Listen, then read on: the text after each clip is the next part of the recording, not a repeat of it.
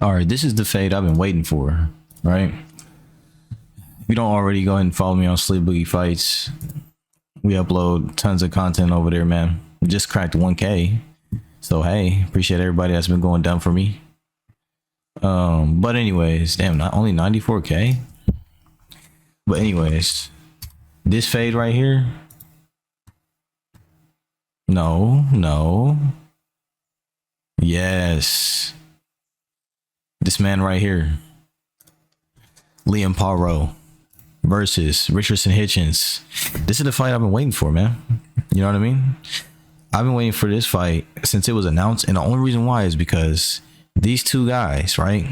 And this style is a style that, have you seen Paro face this style like this? I don't know. Let me see his last five again. Montana Love. So yeah, he has fought against a black slick style. I got a lot of respect for Paro because his style is very adaptable, similar to Devin Haney's style. If they fight each other, I think Devin Haney cooks up, but it will be a good fight. You know what I mean? This Richardson Hitchens fight though, I think he just fought, right? Didn't he just fight last week? Or was that, no, that wasn't him. That was what is dude's name, bro? Am I bugging right now? I gotta go look. It was on the Duran in his card.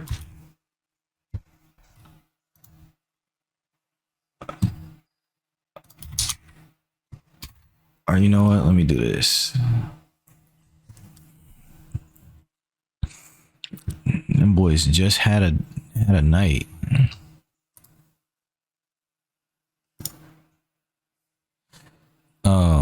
Yeah, here we go. Let me just go through here. Fight week. I know they had the card on there. Sonny Edwards, man, poor guy, man. I gotta find this because I don't want to goof my words up. Deji slept somebody. I'm telling you, don't sleep on them YouTube fighters, bro. But this is all real.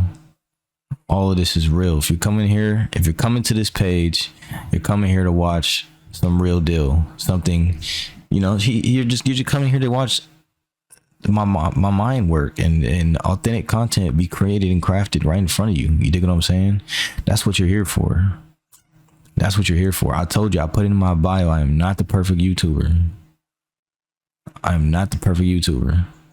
Now, if I can't find it in the next 10 scrolls, big scrolls, nope, it wasn't this. Was it on Jake Paul's card? No, it was not. It might have. No, it wasn't on Jake Paul's card, was it? It might have been. Man, they post a lot of nonsense, bro. I don't want to see any of this. I don't care about this. Oh, all right, I'm about to just move on. But anyways, I know it wasn't Richardson Hitchens, but anyways, if I'm not mistaken though, Richardson Hitchens, he did win his last fight, but it just didn't look very good. Anyways, Paro and Richardson Hitchens fighting each other is a big deal because these two guys at 140, they could be it could either be a Devin Haney comeback fight, which I don't know if that's true. They're saying a bunch of stuff. They're saying a bunch of stuff about Teofimo, but truth be told, I don't believe Teofimo is going to take that fight. He got cold feet. He's always had cold feet. That's just what it's always been, right? But the thing about this style, these styles matching up is you got a slick guy and Richardson Hitchens, and he does have power. He can punch. Paro has power, but his style is completely adaptable to the person in front of him, and that's what makes him dangerous. Those type of guys that they can formulate a game plan and they can create and craft on the fly and stick to it. Those are the guys that are extremely dangerous. This fight is going to be really, really well. I think Richardson Hitchens is going to be trying to keep Paro off of him, but I think Paro has the chops to get on the inside, right? Whether he uses his jab or he uses footwork and foot feints to kind of bait Richardson Hitchens to overcommit And then what he likes to do is get underneath or get to the side and then get that bump. And when he gets that bump, that's when he digs to the body. That's when he brings those uppercuts, those hooks around the guard. And what Richardson, Hitchens, and a lot of slick fighters like to do, when you do get up on that guard, they break down, which means they put their hands up, they get into their earmuffs mode, and they kind of just not necessarily wait it out, but they either look for their opening to tie up, or they look for you to try to throw a big punch for them to exit out, you know what I mean, or catch and shoot. Now, I think that Richardson Hitchens, he may have to dog it out, right? He may have to dog it out a little bit, but if he's able to set the tone and settle him down with the boxing, right? Settle Liam Paro down with the jab, settle Liam Paro down with some good boxing and some good footwork. And the first, honestly, these decisions are usually made, right? The way that the fight is made, or the way that the pace of the fight is dictated, it doesn't take very long, right? Maybe takes one, maybe 2 rounds to set that tone. You know what I mean? He needs to set that tone. He has to set it early. He has to dictate, and he has to use that jab, and he has to not fall for those feints that Liam Paro is going to bring. I can't wait to watch this fight because these are two styles that I really want to see. I really enjoy seeing when two styles that they're not necessarily tailor-made for each other, but both fighters have to create and craft a way and figure each other out. I love that because it's rare that you see matchmakers match up fighters that have styles that are not tailor-made, not only not tailor-made for each other, but they're so unique, they have to figure it out round by round, minute by minute, sequence by sequence, right? Sometimes you're gonna have your catch and shoot sequences. Sometimes you're gonna have your sequences where there's a bit of a lull in the fight because both guys, maybe they take a round off at the same time, or they may break at the same time. Someone's gonna have to push when they don't usually push, and Liam Paro's style is more tailor-made to that. And I hope that Richardson Hitchens, when he's fighting, let me see something real quick. I just hope that he doesn't do what a lot of people do. I just hope he doesn't do what a lot of people do and kind of not necessarily one trick pony it out, but get to the point to where he's so stuck in trying to box it out and he doesn't want to engage when he needs to engage that he ends up losing the fight because he just isn't willing to push enough, or he just gets broken down throughout the fight and he doesn't have that dog in him. I see people are in the comments, they're saying, okay, Paro's okay. A lot of boxing pages are janky, they go against black fighters all the time. It is what it is. There's nothing new here. But they saying that he's gonna walk through this guy.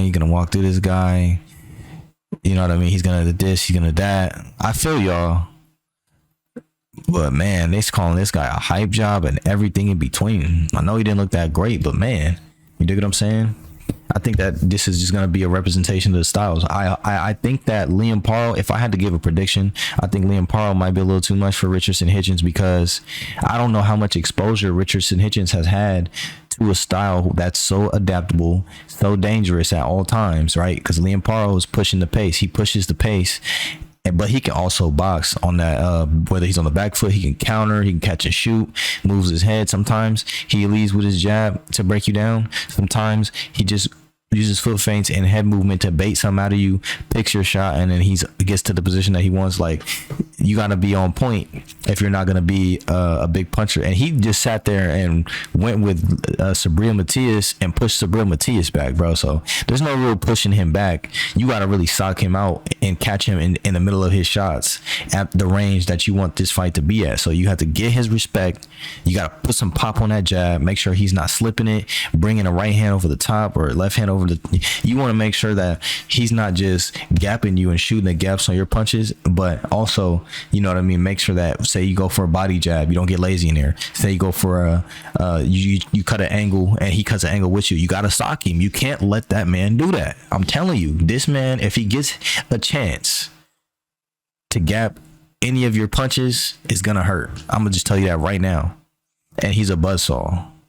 So Richardson, Hitchens, he has a lot to worry about. Punches of the night, I recommend for Richardson, Hitchens, obviously the jab, but at the same time, don't be afraid to keep your hands at home. Use your feet, use your angles, and walk him into big hooks. Keep the uppercut in your pocket, bro. A lot of slick back fighters like to try to put you on uppercuts. This ain't that. You got a guy who is a buzzsaw. You bring an uppercut, you're gonna pay for it either with a straight hand or bro's gonna come around with an overhand or a hook or something like that, and he's gonna hop in and keep mowing you down. So keep the uppercuts at home. He doesn't. Liam Paro doesn't really lead over his knee like that.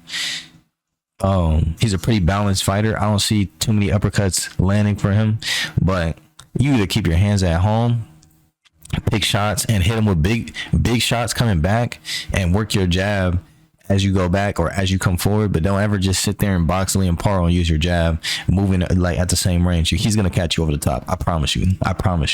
Liam Paro. To be honest, if you can get him in the phone booth, everything's awful. Everything's fair game. But Richardson, Hitchens, got to be careful with how you throw your straight punches. And if you're gonna throw them, and you better finish your combinations with a hook or something, bro. I'm not gonna lie. If you're gonna throw that straight right or that jab, or you know what I mean, you got to make sure that you come you're gonna have to come with something else. You're going to go to the body. It's gonna have to be like that. You're gonna have to work in combinations. You're going to have to work in spots. You're gonna have to keep your hands at home and make sure that if he does try to blitz you, you don't break down. You don't go into your high guard, because that's where he wants to play at. And if he gets you in that situation, if he gets you in that scenario, bro, say good night, chump. Not even lying. But with that being said, give your predictions on this fade, man. We'll see you on Saturday after the fade is over with, and we'll break down, how it played out. You know what I mean? How it played out. Simple as that. I hope I could watch highlights for boxing without getting done janky, but we'll see on YouTube. But we'll see. Hopefully we can react to it, because I would love to go over that. I would love that. This fight is going to be pretty technical, but if Richardson, Hitchens wants to win, he's going to have to dog it out in spurts, and he's going to have to be first. I cannot wait for Liam Paro to make all the mistakes, because he's so all over the place. He's so on top of you at times, but it's calculated. You dig what I'm saying? You just can't afford to slip. You can't. Yeah. With that being said, show some love, drop, you know what I mean? If you like this video, then like this video. If you didn't like this video, then you can dislike this video or just never come back to my channel again, whatever. I'm not a perfect YouTuber, bro. You dig what I'm saying? It's in my bio on YouTube. But I'm gonna catch y'all later, squad, bro. I'm going, man.